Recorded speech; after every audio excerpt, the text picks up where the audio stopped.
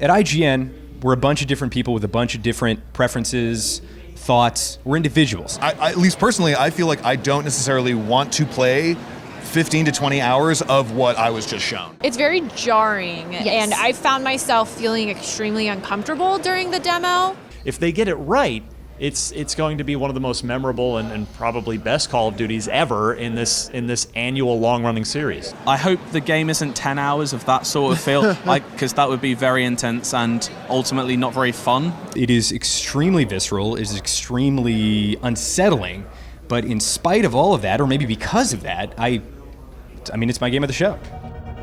The rules have changed. There's a fine line between right and wrong.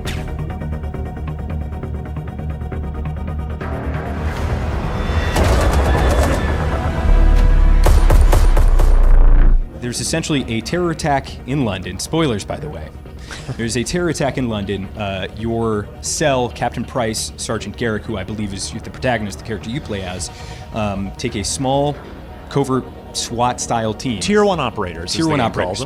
Them. To do a breach and clear of this terror cell in this house. A townhouse, yes. Right. It's real narrow, and it's just like 4 floors. Yeah, it's a terraced house in North London. I'm from North London, so I can assure you that it looked very accurate. They even had the correct train on the train line, which was very... That's impressive. It is one of the most visually impressive games I've seen. Yeah, the attention it does look to detail. Beautiful. I think the most jarring part is that, of course, this is in London, and you're crawling through this house. I mean, like crawling. You're stealth walking through this house with many people, many teams, many guns. You got your night vision goggles. Like, you're all suited up.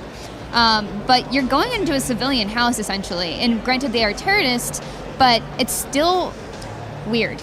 On a technical level, I thought they're doing some really interesting things. Adding in some new mechanics that will make gunplay, will make the game itself a lot more interesting. It reminded me of Mile High Club in the sense that there's, you're weaving your way through. There are a lot of people at very tricky angles. Yeah. There are non-combatants. Yes. And the line between non-combatant and combatant is every single level is explored to a greater degree. Yes. I think from a provocative sense, you start off, there are female combatants. There are female combatants being used as human shields that then grab a gun and try and shoot you. Whether there are innocents involved or not, you have to kind of make that call as you go through. And you're trying to do it as quietly as possible to not alert everyone else in the house. Yeah, and because everyone has guns. Yeah, everyone in this house has an AK-47 under their bed, it looks like. It looked like they were incorporating some Rainbow Six kind of style things where you can shoot through doors, you can shoot through walls, you can peer around corners. Yeah, you've got the lean mechanic, which is really nice. And enemies have that too. They'll pop their head around, and if you're quick enough, you can nail. It's unfortunate though, because like these mechanics are super interesting. Like they make combat a little bit more tactical. They give you a lot more options. Like the fact that at least in this particular demo, like the environments were very destructible.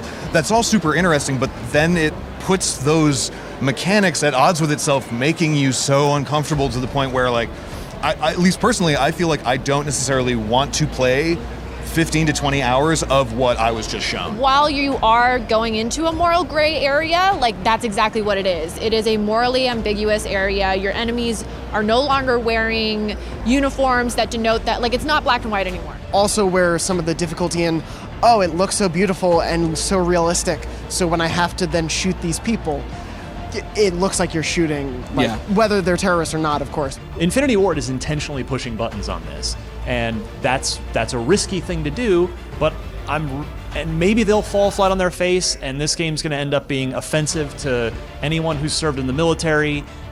I don't know. That is entirely possible.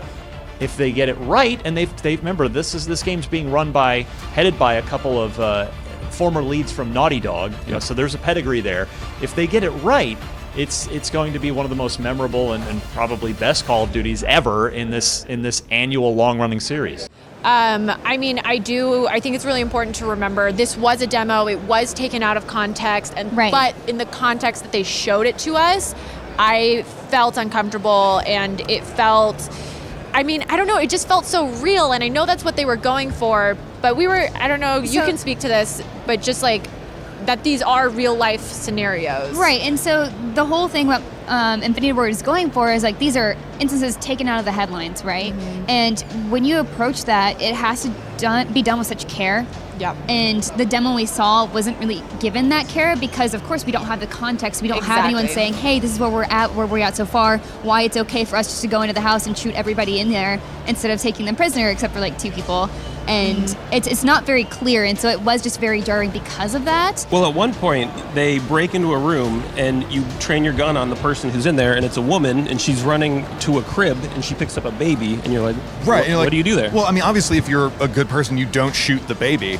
We never really saw the consequences of any choices, how differently this mission could have gone, what happens if you hadn't shot out that light, what happens if you do accidentally kill the woman and her child, does the mission end, does it change the story of the game at all? Yeah, we don't know, and I think that's the biggest question for me, is seeing out like whether there is a lot of choice that impacts the story, or if it is very much a story they intend to tell in a certain way. If there is some kind of choice that you can make in the game, that wasn't in the demo. Right, that we and so saw. I think that would be if the headline coming out of the Modern Warfare reboot or reimagining, whatever you want to call it, if the headline coming out of this was you can play this game non-lethally, I think that would have.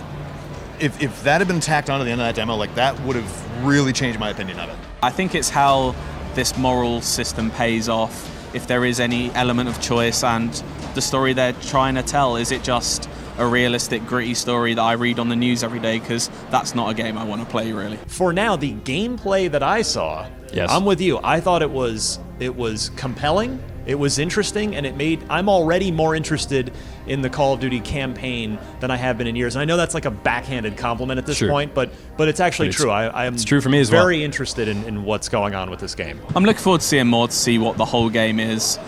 I don't know if it'll be fun, but it's doing something different, so I'm giving it that at least. Is that okay for video games to do? I think absolutely. I think it's a medium to tell stories. I hope that Call of Duty tread the line between being respectful, and I hope their intentions are altruistic here. I want to see more, frankly. Me too. We'll see. Again, open-minded. I'm excited to see the multiplayer. I just want to see multiplayer. Yes, that's what we love. That's what I'm really excited about. Yeah. So